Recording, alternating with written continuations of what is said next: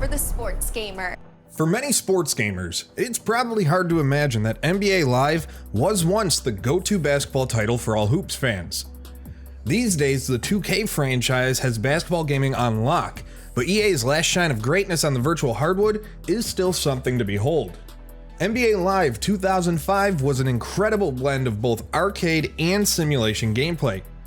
The game provided a wide variety of dunks and layups, with the new freestyle air feature pushing fluidity and fun over pure sim.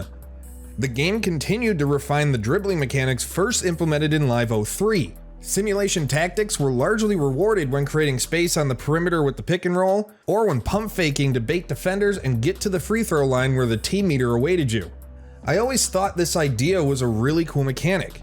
It almost felt like a mini game of sorts. Lining up your shots to the square on the backboard had a range of difficulties depending on the player's free throw rating. There was a huge difference between attempting a free throw with Ray Allen as opposed to Ben Wallace.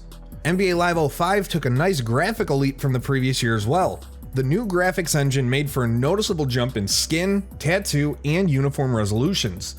Facial renders were a lot better and more clean than past Live titles, and still hold up pretty well today for a game published all the way back in 2004. The game featured a number of different body types and plenty of accessories, and this gave users the ability to make players look as close to their real-life counterparts as possible. Now, speaking of accessories, Live 05 featured a fully rendered NBA store. Here, players were able to spend their credits that they earned in-game to unlock various throwback jerseys, sneakers, and other items, serving as somewhat of a prequel to 2K's The Neighborhood, but, you know, without all the unnecessary microtransactions. Of course, you can't talk about this game without mentioning All-Star Weekend. Unlike modern NBA 2K games, NBA Live 05 featured All-Star Weekend as a standalone mode that was also available to play at mid-season in Dynasty. Players were able to participate in the dunk contest, three-point shootout, rookie challenge, and All-Star game. The All-Star Saturday events featured tremendous presentation with TNT's Ernie Johnson and Kenny the Jet Smith serving as the auxiliary commentating team, while the rookie challenge and All-Star game featured the usual terrific pairing of Marv Albert and Mike Fratello. There's still nothing quite like the dunk contest in this game. Lobbing the ball off one of the big screens and somersaulting into a double between the legs dunk still feels fantastic. And after slamming home an incredible dunk, the crowd of players sitting on the floor would get hyped and jump to their feet. Some of them would even be holding camcorders. The camera would then pan over to the panel of judges made up of dunk contest legends such as Julius Erving, revealing your overall score.